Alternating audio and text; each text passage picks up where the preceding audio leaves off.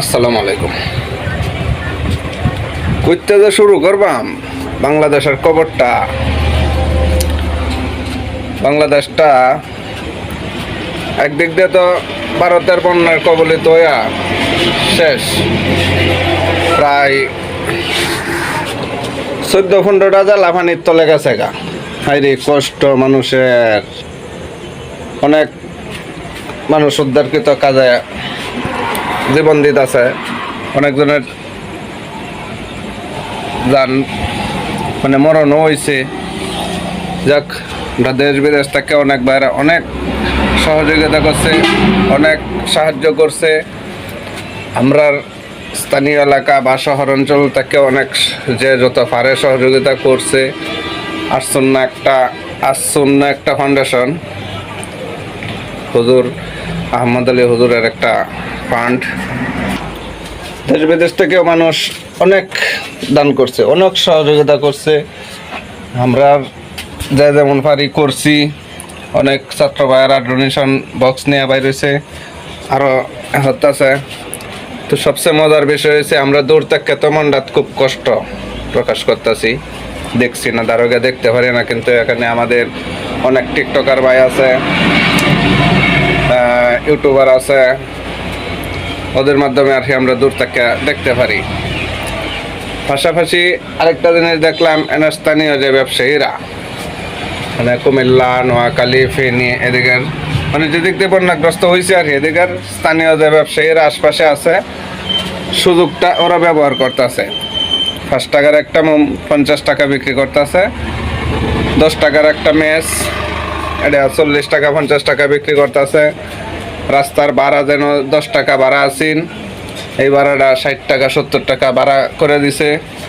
মানে এক কথায় যত পণ্য আছে মানুষের ব্যবহারের প্রয়োজনীয় পণ্য আছে, সব 3 গুণ 4 গুণ দাম বাড়ায় বিক্রি করতেছে।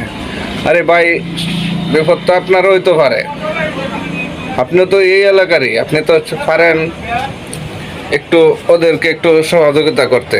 আমরা দূর থেকে যতটুক পারি করছি, দেখছি না, মোবাইলে যতটুক দেখি মনটাই তো আর মানে না।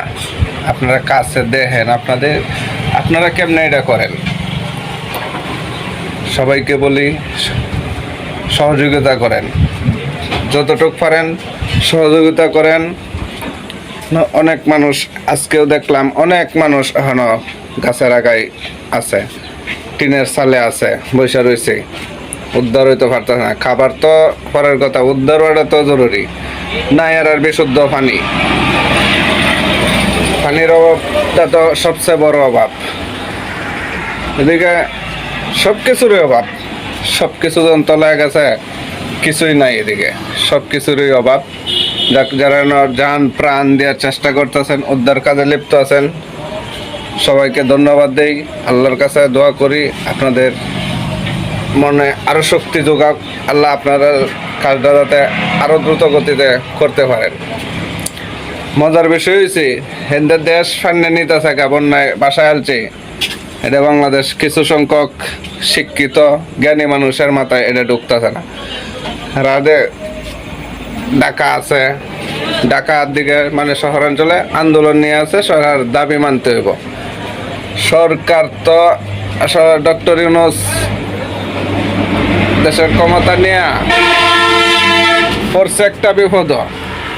বাঙালিরা কি মূর্খ কইব না বোকা কইব না বেশি চালাক কইব, উনি আছে নিজেও বুঝতেছে না।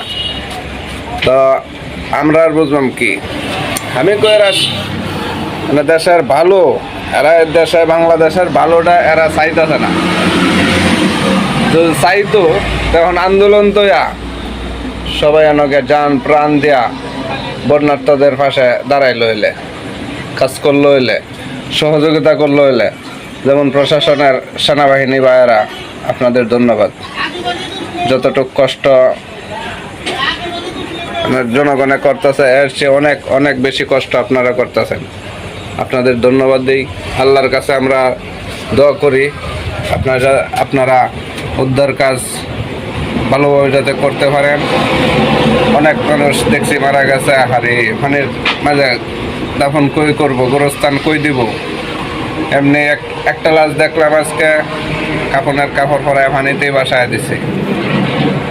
আল্লাহ। যাক, ধন্যবাদ।